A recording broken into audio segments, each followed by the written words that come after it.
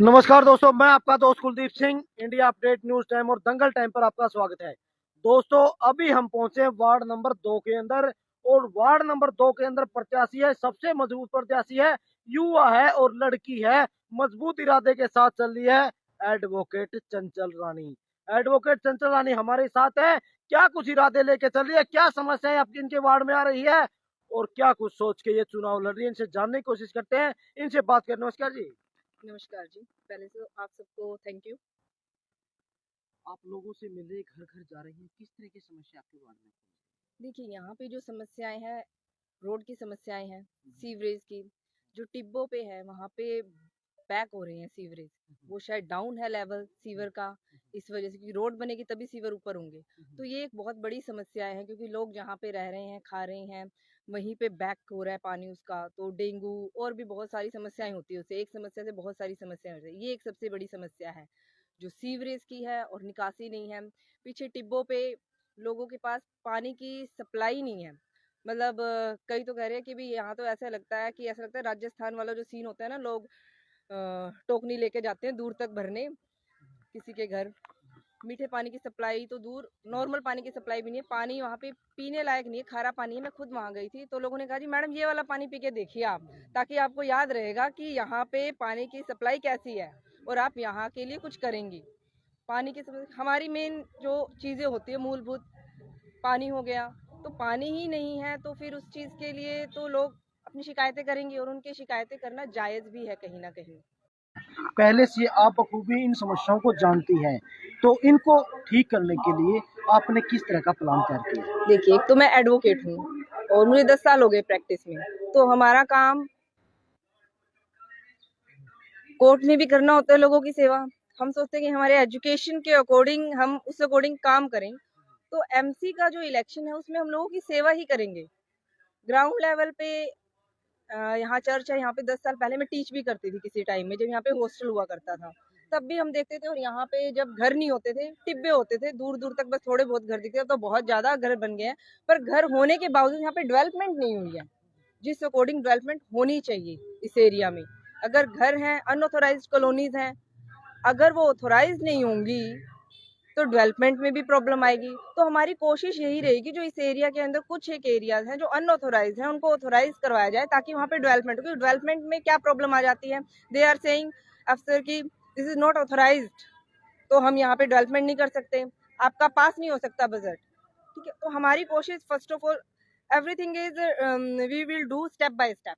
Authorise करवाएंगे, after then authorise होगी तो अपने आप उसमें बजट में आएगा, सड़कें आएंगी, सीवरेज आएगा, सारी चीजें आएंगी, और फिर वहाँ पे कनेक्शन भी होंगे।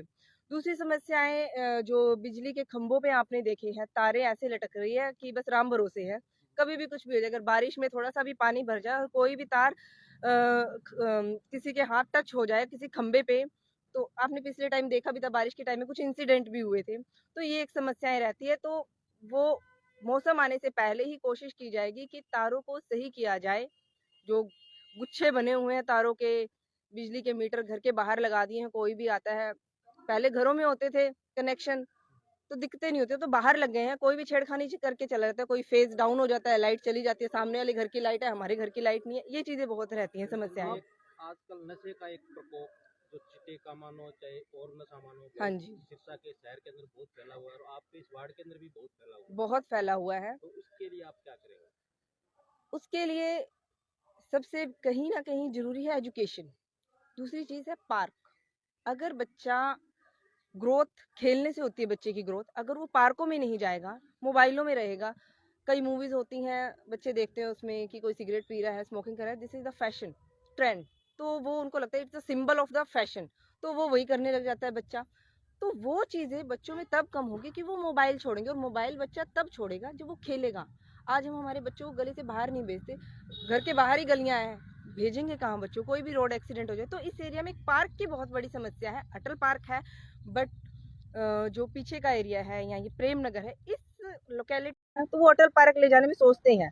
वर्किंग है, लेडीज भी जेंट्स भी वर्किंग है, तो पहले वो काम करके आते हैं और फिर सोचते हैं कि बच्चे को उतनी दूर लेके भी जाएं, तो बस घर में रखते। तो बच्चा मोबाइल का आदी हो जाता है, मोबाइल का आदी होता है, उसमें वीडियोज, आप लोगों को पता है स्किप का मैटर आता है, पर उसमें वीडियोज चलती हैं, और उस वजह से उसको फैशन ट्रेंड मान लेता है बच्चा कि कई मूवीज भी हैं उसके अंदर कोई चिट्टा भी ले रहा है या ड्रग्स भी कर रहा है तो वो तो हीरो होता है, ठीक है। बच्चों को लगता है अगर इसने चिट्टा पी लिया है ड्रग्स भी ले लिया तो ये तो हीरो है, बिल्कुल एंड में जीत जाएगा। तो वो जो चीजें हैं बच्चों को कहीं ना कहीं गलत रास्ते पे लेके आ रही हैं। प्लस में एजुकेशन का जो पॉइंट ऑफ व्यू है, बच्चों का जो एजुकेशन सिस्टम है हमारा आज का, उसमें कहीं ना कहीं कुछ दिक्कतें हैं। तो ग्राउंड लेवल पे जो स्कूल्स हैं, तो एक एमसी का रोल होता है कि ग्राउंड लेवल पे जो उसकी लोकेलिटी में स्कूल्स हैं उसमें बच्चों के लिए एक अवेयरनेस कैंप करवाएं। एक ऐसी हस्ती को जो लोकेलिटी में ही है, कई इंस्टीट्यूट हैं, उनके लेक्चरर से बात करके, उनके जो इंस्टीट्यूट है कि एक लेक्चर दीजिए आप मंथ में आके, ताकि हमारे बच्चे उस वे में जाए कि हाँ वो पर्सन वहाँ पे क्यों है, किस वजह से है, क्या रीजन है, और उनको पता चलेगा कि एजुकेशन की वजह से वो यहाँ पे है। फैशन की दुनिया एक अलग है, बट जो ग्राउंड लेवल पे स्ट्रगल है वो बच्चों को पता चले। तो वो हम स्कूल्स में जो यहाँ के लोग सर्वोदय स्कूल हैं, हमारा जो गवर्नमेंट स्कूल है, और भी जो छोटे छोटे स्कूल हैं, हम कोशिश करेंगे वहाँ पे मंथली का एक बच्चों के लिए कैंप लगाएं, एक हस्ती को बुलाएं जो लोकेलिटी में है, जिनका बच्चों ने नाम सुना है, उनको बुलाएं ताकि बच्चे उससे प्रेरित हों। और जब बच्चे उस लाइन में जाते हैं तो कहीं ना कहीं चिट्टा और ये सब कम हो जाता है। तो everything is interconnected, education is interconnected with drugs, सब चीजें। अगर बच्चे एजुकेशन में कम होंगे तो वो अपनी तरफ उधर ही जाएंगे। मैं तो ये आखिरी सवाल चीजें आपसे पूछना चाहूंगा। हाँ जी आप सर। पेशे से वकील हैं यस सर। और आपका एक फ्यूचर भी वहाँ सेट बिल्कुल। था, ठीक है, फिर ये एमसी वाले राजनीति के पंगे में क्यों आए? देखिए, हमारा काम वहाँ पे भी लोगों की सेवा करना है, बट मुझे लगता है कि हमारी लोकेलिटी के अंदर, अगर हम हमारे एरिया में जहाँ रह रहे हैं, अगर उसी की ही प्रोग्रेस नहीं करवा पाए, मैं खुद यहाँ से स्कूटी लेके जाती हूँ तो वो झटके लगते हैं, तो मैं खुद को फील होता है यार क्या मतलब चले जा रहे हैं चले जा रहे हैं। तो कहीं ना कहीं इस वार्ड के लिए एमएलए एमपी के इलेक्शन बाद की बात है, जो डिस्ट्रिक्ट लेवल पे और जो लोकल लेवल की गवर्नमेंट है उसको एमसी ही कंटिन्यू करते हैं आगे। तो लोकल लेवल पे एमसी ही उसको टेक ओवर करेगा और उसको डिसीजन लेगा उस पे आगे। वकील साहब संदीप जी हमारे साथ है। संदीप जी, जो बातें इन्होंने कही, क्या लगता है कि आपको 100% इन पे खरा उतरेंगे? बिल्कुल खरा उतरेंगे साहब, कि हमारे एरिया के अंदर एक तो चिट्टा बहुत बिकता है हर 15, और दूसरा आप देख भी विकास के नाम पे तो यहाँ कोई चीज़ ही नहीं है। सरकार की बात रही, एक प्रॉपर्टी आईडी के नाम पे देखो लाखों रुपए की ठगियाँ हो रही है। कोई मकान की रजिस्ट्रियाँ करवाता है, कहते 20,000 रुपये देते हम आपको थ्राई कर देंगे, 20,000 रुपये देते थ्राइज हो जाता है, नहीं दोगे अनथ्राइज हो रहेगा वो। हमें तो ये लगता है भी ये गुड़िया चंचल एडवोकेट सेवा करेगी, सेवा के लिए हमने यहाँ पे इसको उतारा है। विधायक जी का, पूरी कांग्रेस की टीम का इनके ऊपर आशीर्वाद है, पूरा प्रेमनगर इनके साथ है। हम बुजुर्गों से भी बात करने चाहेंगे। अंकल जी, आपको कैसा लगता है कि चंचल रानी आपके वार्ड का विकास कर पाएगी? हमें पहले तो आपका बहुत बहुत स्वागत करता हूँ मैं।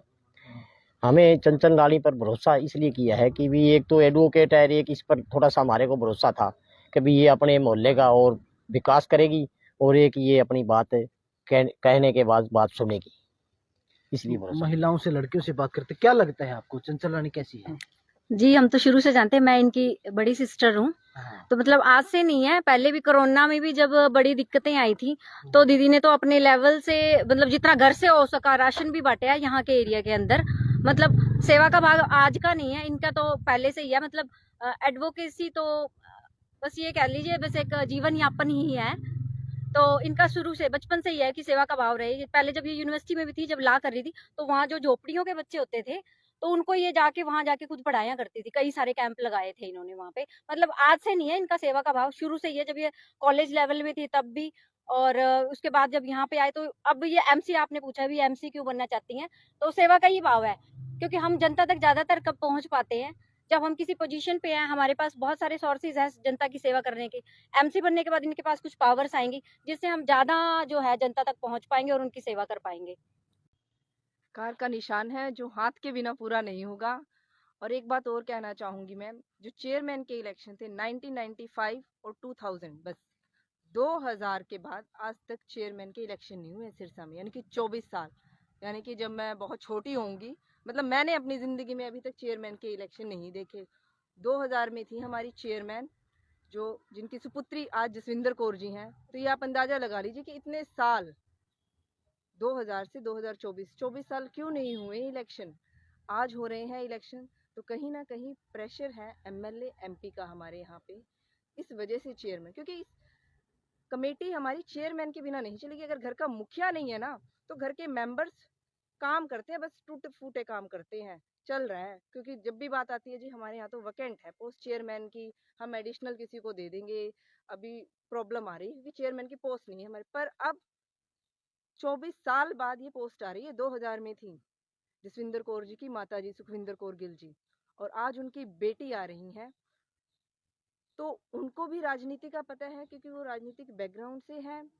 कई लोग कहते हैं कि वो बाहर से है, नहीं वो बाहर से नहीं है, वो कांग्रेस के पुराने हैं और वो कांग्रेस और समाज की समस्याओं को समझ सकते हैं। और चेयरमैन के लिए मेरी रिक्वेस्ट है कि एक ऐसा कैंडिडेट लाइए जो आपके सुन सके, एक लेडीज कैंडिडेट। यही विनम्र निवेदन है खास तौर से वार्ड नंबर 2 के निवासियों की।